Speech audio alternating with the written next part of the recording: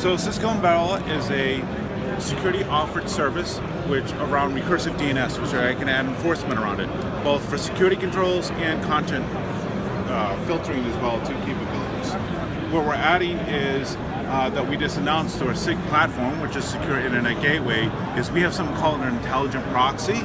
And how the intelligent proxy gets engaged is when I make a request out to a site that we categorize as being either risky or gray.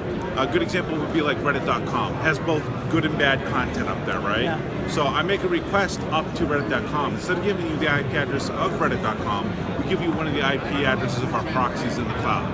And today with its functionality, we have the ability to submit top-level domains. So as that session is going forward, such as co-occurrences, loading of other sites, we can submit that for more intelligence.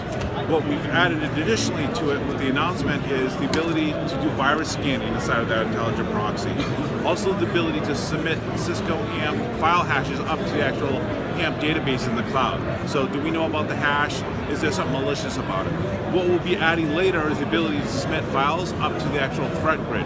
So threat grid is Cisco sandboxing in the cloud. So they'll be able to submit the file, look at, does threat grid know anything about it, and actually submit the file for detonation to find anything. We'll also be adding later the ability called retrospection. So let's say we do have an integration with Active Directory, which can provide user information and AD group information. But let's say you have that integration with retrospection, we actually can provide a report of, hey, our bad, all of this got through all these different sort of submission processes and scanning.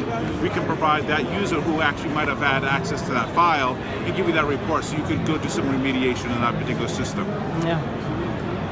What we have here is security overview. So from a trending analysis, I actually can look at security from a recursive DNS standpoint, how my environment looks and how it's trending from analysis. I can click down into these different tabs from a high level, from a security concept to see what blocks and what are being allowed. I also can look at the most security blocks per domain and identity. So again, if I have a tie-in into Active Directory, I can actually get user information. We also have integrations with Cisco AnyConnect. So if you have Cisco AnyConnect, we can provide protection off network. And when that Cisco AnyConnect VPN is connected, the client steps down because it's part of a protected network.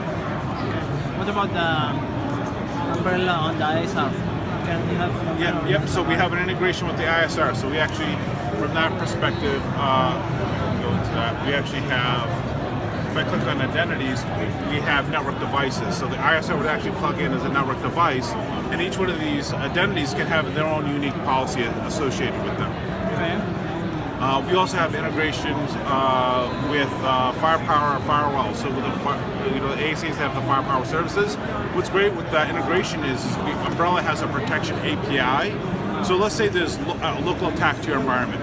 We've never seen the attack, it's never gone up to us, but there's something local to your environment. We can take that local IOC data, such as callbacks to other IP addresses, such as botnet command control. We can take that and push it out as global protection across your whole organization, even though we haven't seen the attack. That's on using thread and AMP for endpoints, or? No, this is with the firepower services integrated in the firewall. So anything the firewall would see, any of that IOC call-out data, like indicates a compromise such a call out to an IP, we take that intelligence and automatically add that as a block. And then it will check it with Talos and then... Yeah, so yes, as part of the announcement too, as Umbrella, we actually have a feed into Talos as well too, and I'll show you that. So we're getting intelligence. So it's not just Cisco Umbrella's intelligence as far as networks, connecting to infrastructure and all of that, but also Talos' intelligence. They see 35% of global internet email on a daily basis. They scan over 2 billion files per day. Then you have the AMP for endpoint. So there's a lot of intelligence that, again, we can complete the whole attack life cycle when all the platforms sharing all of that intelligence. If I go back to the security blocks, I can pivot into, I want to look for, I just want to see from my environment those attacks for those particular days. And what I usually have my customers do is we'll just have them look at, malware and command control. So malware could be, drive-by download or some other mechanism that they're downloading the malware.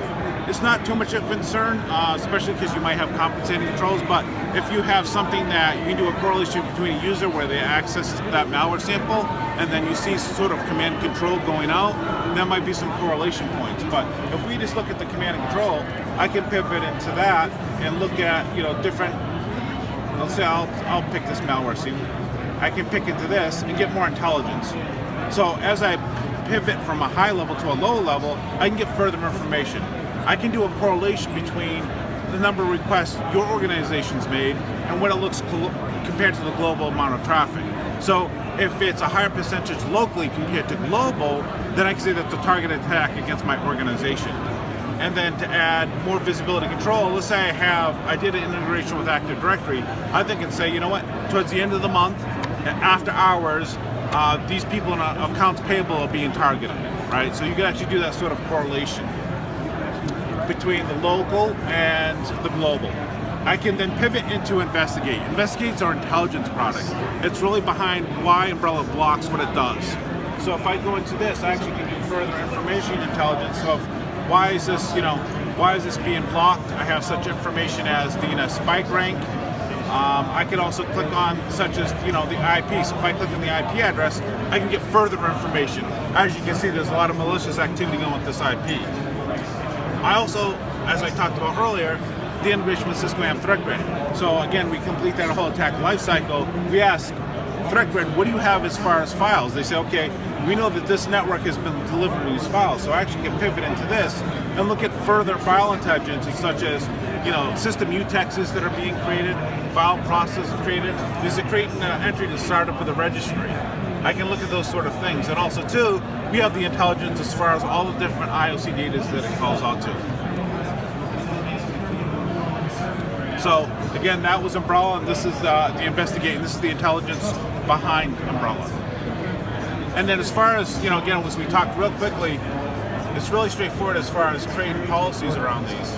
So again, as we talked about, you can create an identity, and once that identity has been identified, you can create policies for it. So we would recommend default, as far as really if you want to do a POC, you have the ability of just turning all of this off. So we kind of call this monitor mode, but we can provide you all the intelligence and the reporting on where things might be going out from a recursive standpoint from your organization. I can then apply security protections around this. Usually what we recommend is malware, command and control, and then if you're risk adverse, newly seen domains.